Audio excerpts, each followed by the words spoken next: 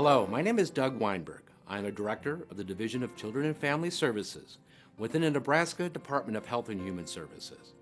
At DCFS, we have two primary program areas.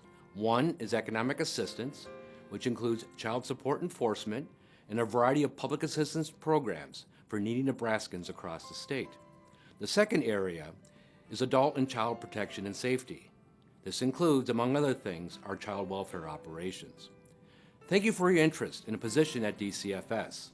The best thing about being a CPS case manager are the children and families you work with, as well as your fellow employees who are truly committed and passionate about the work they do. The purpose of this video is to give you a better idea of the life of a case worker within DCFS. We want to make sure that our position fits your career aspirations, your experience, and your education. We encourage you to apply for the position. However, if after viewing this video, you find that a CFS case manager is not a good fit for your career aspirations, then you will consider other career opportunities within DCFS or the Department of Health and Human Services. Again, thank you for your interest, and we hope you become part of our team. If you choose to join the Department of Health and Human Services team, you will contribute to the lives and health of Nebraskans every day. Our mission, helping people live better lives, provides the motivation to make that difference. Also, at every level of our organization, we strive to be transparent and accountable. We've established a set of values and core competencies to guide how we work to achieve our mission and effectively serve Nebraskans.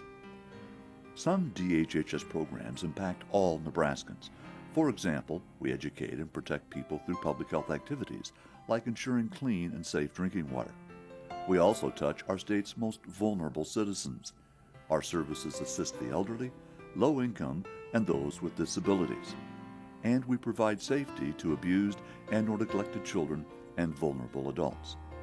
In addition, thousands of Nebraskans rely on the services of our 10 24-hour facilities. As you consider applying for a job with DHHS, please visit our website at dhhs.ne.gov to get more information about DHHS.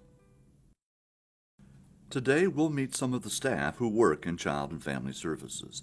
We'll hear about what challenges they encounter doing these essential jobs, and we'll hear the rewards they get from assisting children and families. So as you learn more about these jobs, we'd like you to look into yourself and ask, is this job for me? Because everyone loses if you accept a job that's not right for you. A job that's a bad fit will cause unnecessary stress and anxiety and sidetrack you from your career goals and cost the state thousands of dollars in wasted training expenses.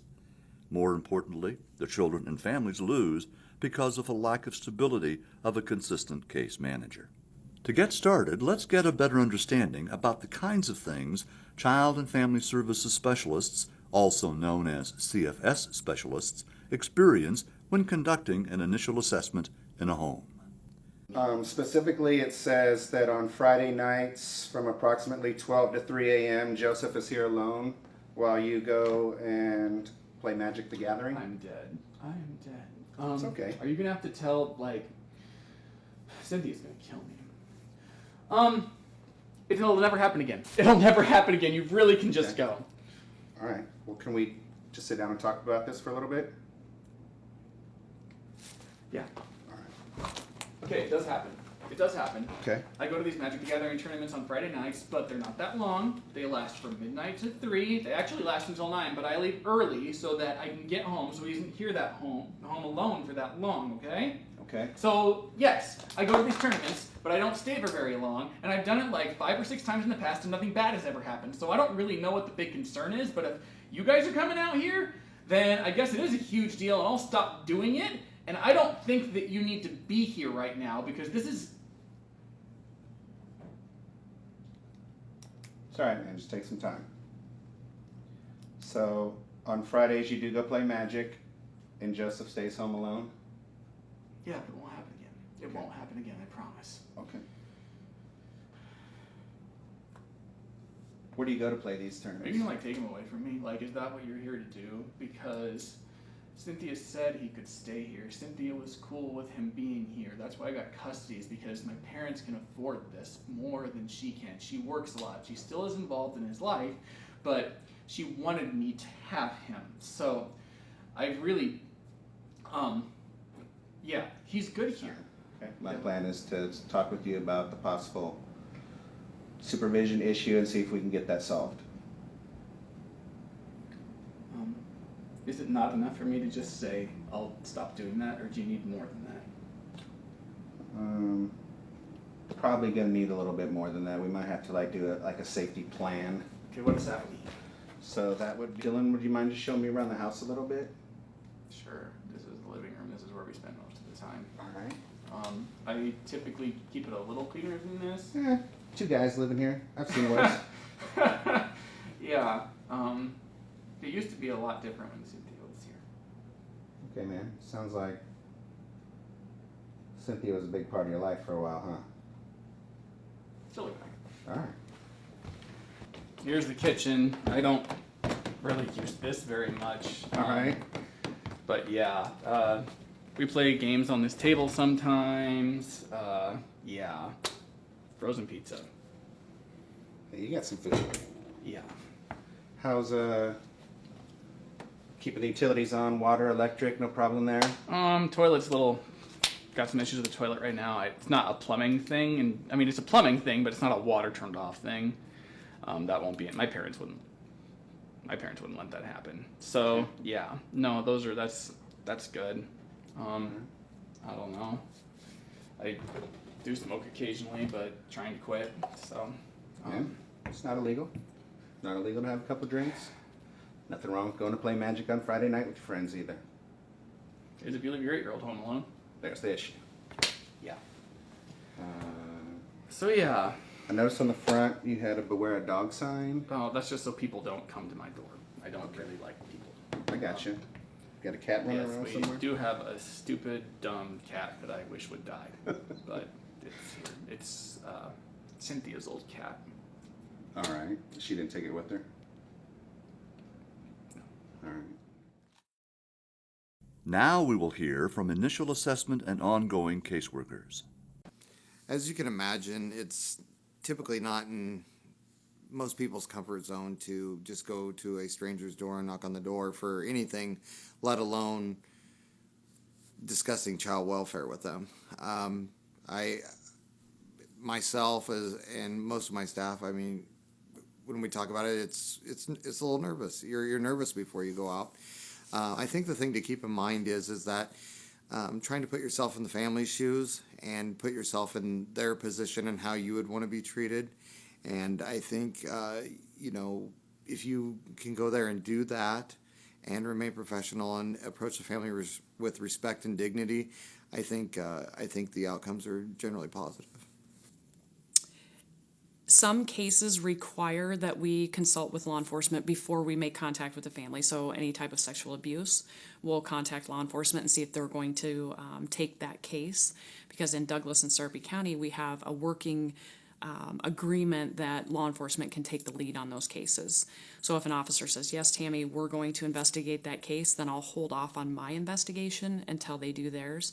And then they'll call and let me know, hey, you can go out there and do your part for the investigation. And then we'll share that information, what they found, what I found, and work together on that investigation.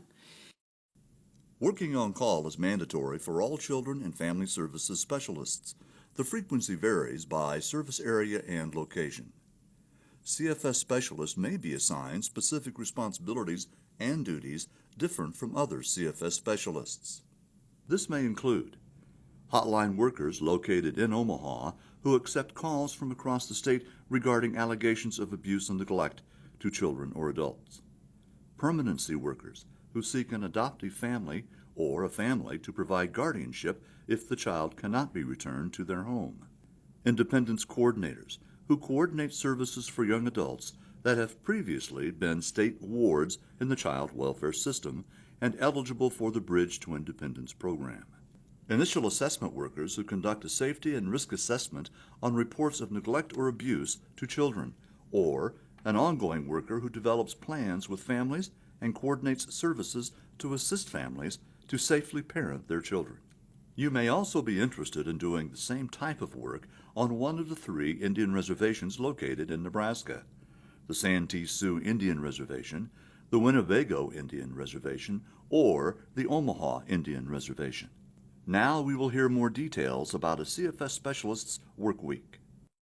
So I guess we can start with, let's say, a day you come to work. It entails, first and foremost, you're seeing your children. You're doing paperwork. You're documenting your visitation. You're also completing assessments. We're doing lots of emails. We're doing lots of phone calls. We're talking to schools, attorneys, therapists. We're also talking to our foster parents. We're talking to our foster care agencies. We're working with our family support providers. So, I mean, that's all involved in that day. It could be just one family that we're dealing with all of their resources, or it could be you're working with 2 different families throughout your day. A lot of paperwork. It's planning and organizing, seeing all those families each month, getting the family connected with the right resources and what's going to help them not come back and not be in your life again. Just setting them up with those supports and helping them out for the future. Work week for a typical CFS is generally going to surround family team meetings, contacts with families. You may be doing court reports, paperwork, documentation as to your interactions with families, coordination of services. And then we also have community meetings. There's a legislative bill 1184 where we have meetings with law enforcement, the county attorneys, and community providers to discuss families that are in need. Me as a supervisor, I have scheduled individual staffings with my staff, or my staff come to me with consultation points that they need to do, whether there's things outlined in policy that are mandatory consultation points with the supervisor, such as changing a placement, or if there is a safety threat in the home, then the worker and I need to do a consultation point and make sure that we take appropriate action in that case. If there's a case off the reservation and they move towards TPR, which is termination of parental rights, or if they're looking to dismiss the case because they're not able to locate, like say a family's down here and they're just not able to locate them, and they're moving towards dismissal, we do have authority to request the transfer, and then I become the ongoing caseworker, which would be a PSW. I find court goes pretty smooth. I know some coworkers, they really dread going to court, but I don't mind. The attorneys are pretty solid for the department, and they usually prep you for what you're going to need to speak about in court. Being cross-examined can be a little tough sometimes, because depending on the attorney, sometimes they really go at you, try to get you to make a mistake, say something that you don't mean to say, things like that. But like with most parts of the job, we receive pretty intensive training on how to work with the county attorneys, what to expect when you're at court, things of that nature. I would say it's been overall a good experience.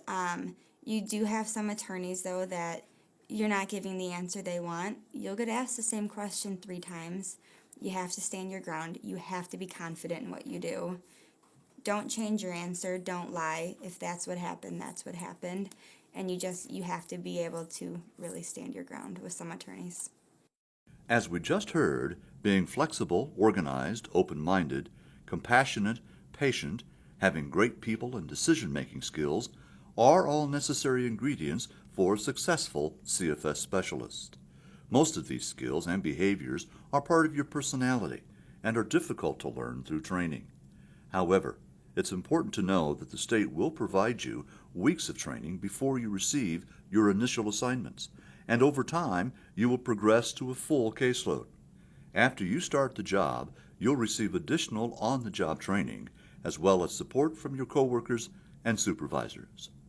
So I'm Tammy Winchester. I am a training specialist. So I typically train anybody that is in the child welfare profession. So that can range from case managers from the department, from Nebraska Family Collaborative, to therapists in the community, home visiting agencies that go into homes and work with families, so service providers, judges, attorneys, they all come to the trainings. Really any service to child welfare or any child welfare professional come to these trainings. With the CFS specialist, what I like to see is that passion and desire to learn, because a big part of their position is a knowledge base, and it's not something you develop overnight. It's going to take a lot of time. So I need there to be a desire and a passion to learn and to gather that information, and somebody that's willing to devote themselves during that training, not checking their phone or looking out windows or that kind of thing. I want their full attention given to the training. We know that a lot of information is lost after you get the training, and when you're brand new CFS, you get a lot of information given to you in a short period of time. It can be very overwhelming.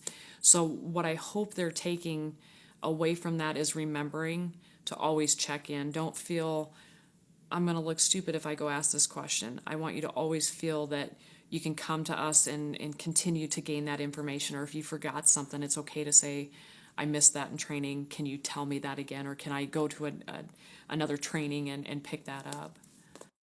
But despite training and other supports that you'll receive, jobs like these have to come with some challenges, right?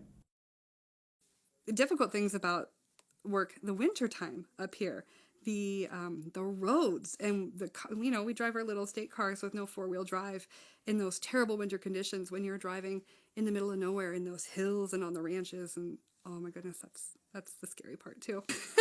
Yeah, I usually try to tell people where I'm going, and they know when I'm supposed to be back, so that hopefully if you don't come back, they can find you. There is no cell phone service, and so you're stuck. And if you go off the road, and when you're out in the middle of nowhere, and there's not even the cars that drive by that often that are going to find you, it's scary sometimes.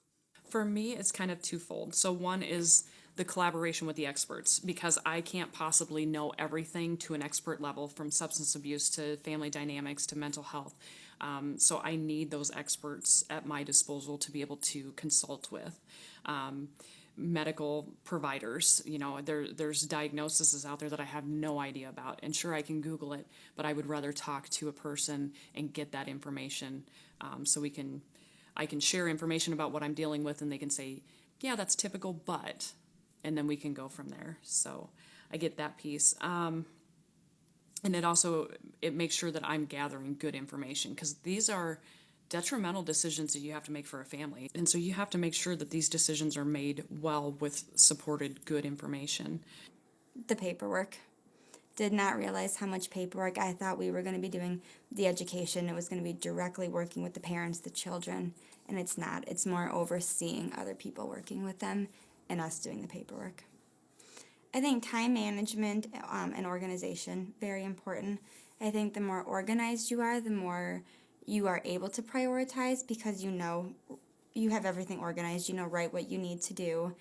You also have to be very cognizant of the fact you may think you're coming into a day of paperwork, but you may not be. You may end up having to go out, address safety, crisis manage. Sometimes you don't know, and you need to be prepared. Just being organized and knowing when you need to do like deadlines, like monthly reports. You need to have your visit count up. So I do set days. Like I'll ask my clients, which day works for you. I'll come whenever. So that kind of helps out. And then Wednesdays, like I'm just here till noon, and I got class. So I know Wednesdays I can't do anything that day, and just trying to prioritize my schedule is how I try to do it. Currently, I have a lot of cases just located here in Grand Island. I was also doing some cases up in the O'Neill area for a while too. So a lot of travel is involved. I've also had clients or children that are located in Omaha as well. So I've been all over the state. You may have placements for children in Omaha. You may have placements for children in Broken Bow. There's even some places that I've never even heard of before, and I'm from Nebraska. So there's a lot of travel involved, a lot of non-traditional hours because you have to accommodate for the family sometimes, and it may be, hey, we can't do a visit until 6:30 in the evening, and I'm in Grand Island and they're in Hershey, Nebraska, or you have to go to Omaha, in the evening to go visit a family. Let's recap some of the challenges we've heard from CFS specialists. Too much paperwork, court appearances, working in rural areas that can require driving great distances, staying organized, and managing your time well, gathering information, and collaborating with experts, and reprioritizing your day when the need arises. These are all things to consider when weighing the pros and cons of accepting one of these positions. In addition to the challenges we've just talked about, many new CFS specialists are not ready for the emotional stress that comes from seeing children and families in devastating situations. Some physical injuries, sexual abuse is something we have to deal with in our job, and that I don't think that ever is not going to be difficult to deal with. So it's tough when you see a small child that has been injured in their rectum or vagina by an adult. Burns are something we encounter quite a bit. Bruising from discipline, such as a belt or even just a hand. I know in one of the training videos they showed a little guy that was beat with like a wire barbecue brush. So, yeah, there's some tough things you have to see and deal with without a doubt. There's been times where you knock on the door, they see your badge, they start cussing at you, they want nothing to do with you. Either they've had a bad experience, either they've just kind of through the grapevine heard bad things about the department, or they just don't want your help. And so that is a struggle because you have to continue to engage, you have to try to get into the home. Safety is first and foremost important, and if there's a concern with what's inside the home, you have to engage the family and get in the home to ensure the safety for the child. When we approach a family, a lot of times we don't know a lot of things that are contributing to the situation, whether it's poverty, whether it's mental health, whether it's substance abuse. And in a lot of those instances, a parent is most instances, a parent is very passionate about their children, and they're not going to agree with that a protective action needs to be taken. You're not going to save every family. There's those families out there that are just, they've got it in their mind they're not going to change. They don't need to change. My favorite is being called baby snatcher, even though I am an ongoing worker. I don't remove a lot of kids, but you've got that reputation and that stigma as you're CPS. You're a terrible person. Why do you take people's kids away? I think the realities are you can work really hard and put a lot of effort into a family, and then they give up and don't give you that same effort back. That's really defeating. The emotional toll, from what I've noticed with myself personally, is I can't shut it off. It's all I think about. It's all I talk about. That's why my husband says he needs a support group, because you carry that with you, because you do care and you're so passionate about it, that it stays with you. There's nights that I couldn't sleep because I'm having nightmares thinking, should that child have been removed today?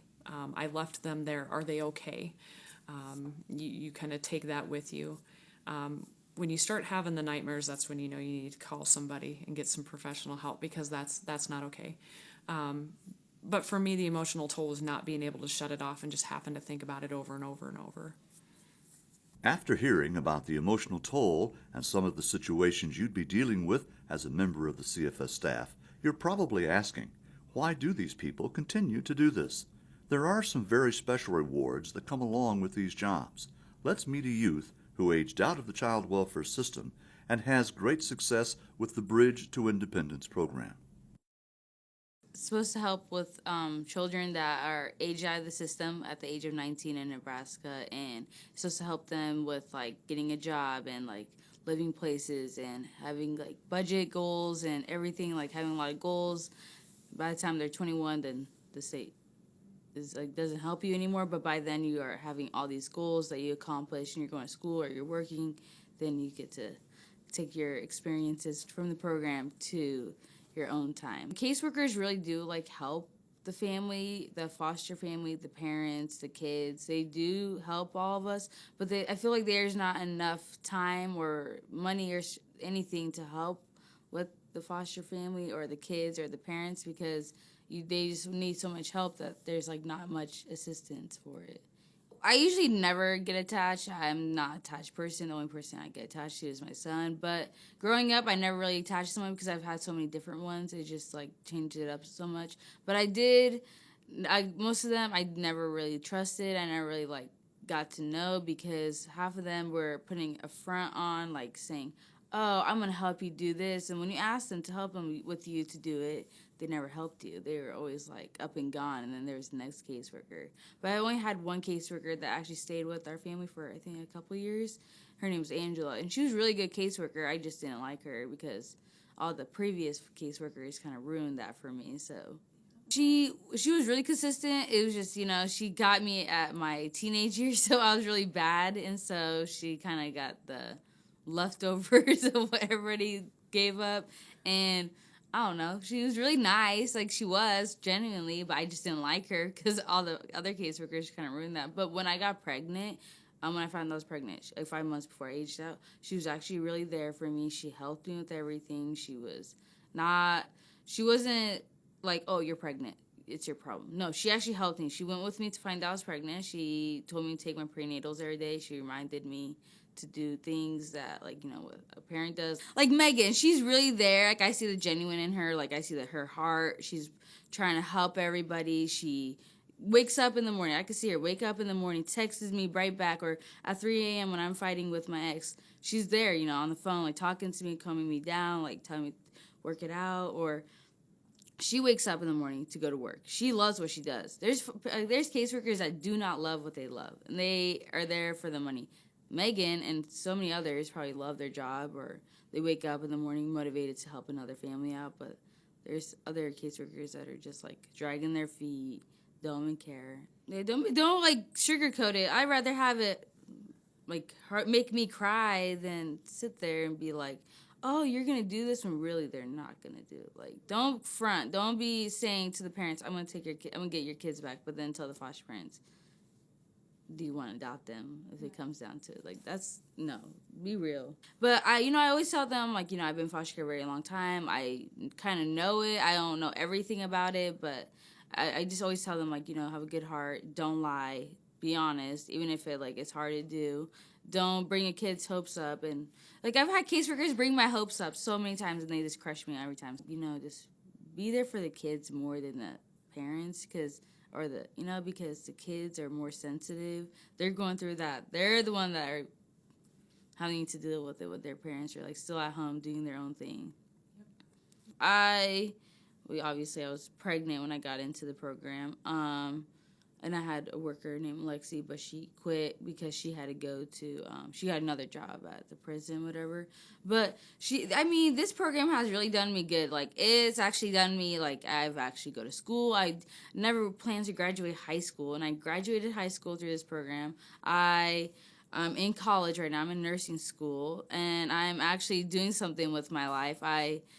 Megan texts me every morning, are you ready for school? Are you going to do something today? You want to meet up? Like, everything. She's always, like, helpful. Lexi was helpful. The money that comes in every month, that's not the thing I'm worried about. It's more like the program, because Lexi and Megan have actually helped me bought, like, a car seat for my son and everything else. They help me with, like, some things I cannot afford, and the extra money every month helps me with the bills and, like, feed my son and give him some nice things that I never had. So it's like, it's good money. Like, it's actually, like, makes me more happy when I'm in this program, because I'm, like, kind of getting sad because I'm gonna be 21 pretty soon. I'm just like, I'm gonna be gone. Like, what? I don't care about the money. It's just more like Megan and all the other, like Lexi. They helped me out so much, and it makes my heart happy, like, knowing that. And then it's like, it makes me happy knowing there's kids getting out of a foster care system, and they're going into a program that they're gonna get help. They're gonna get whatever they need.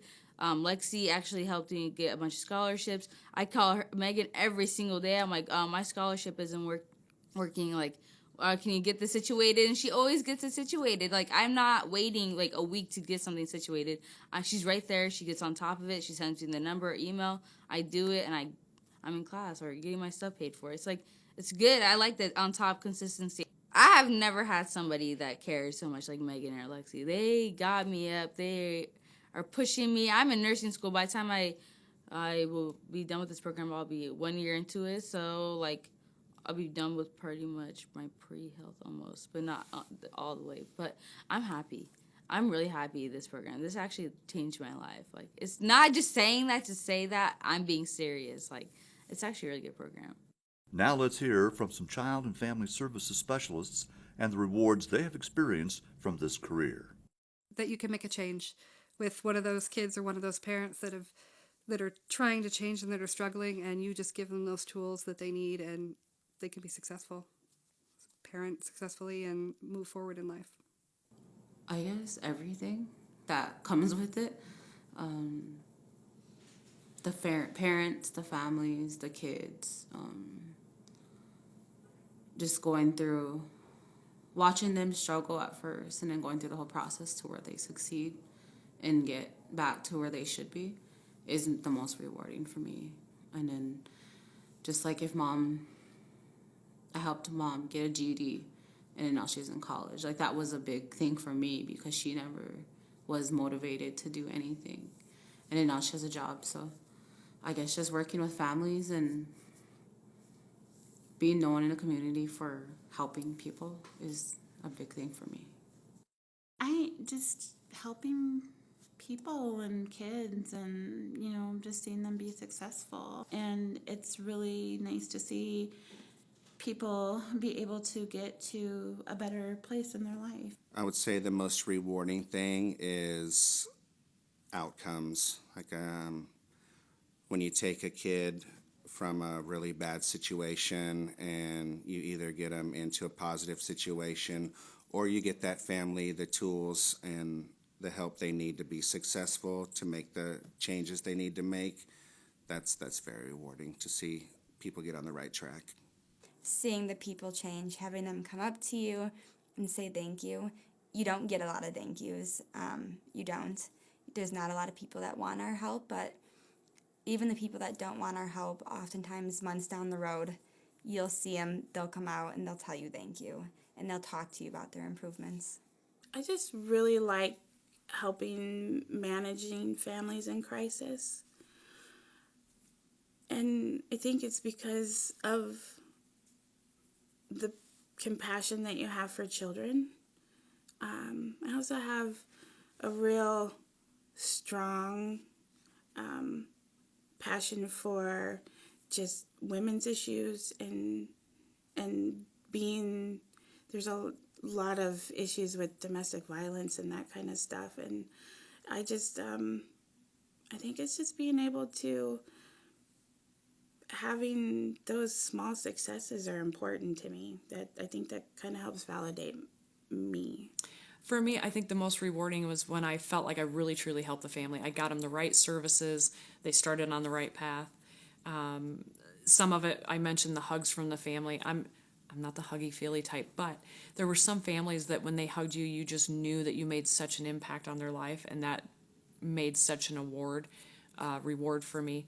But that could be 6 months in between those where you actually get to see that. But sometimes that's got to be enough for you to carry on. In the broad sense, the most rewarding thing is really the successes. And I think with a lot of the scrutiny, a lot of the pressure that comes with this job or just being a part of the Department of Health and Human Services, there's a lot of misconceptions out there. I think while there's a lot of pressure there at times, we have high expectations and we want the absolute best of the best working with our families. And to be in charge of our tribe's children that are outside of our physical reach is very valuable. It's very responsible. It's all these great things that you would want to describe. that's what it feels like to come to work every day and to make sure that our families are either one, reunited with their birth parents, or two, remain with their family. So just empowering our families is really what drives me to do the work that I do. The satisfaction that someone receives from doing a job varies with the person, their job, and where they are in their career. All the employees we've met here today have something in common. They truly want to help provide protection, safety, and stability for Nebraska's children and families. Are these the types of jobs that motivate you? That's for you to decide. Remember, high turnover among new hires is destructive to the outcomes we all seek for these children and their families. I urge you to give careful thought to the pros and cons of these responsibilities before accepting one. Whatever your decision, we'd like to thank you for your interest in the career with the Nebraska Department of Health and Human Services.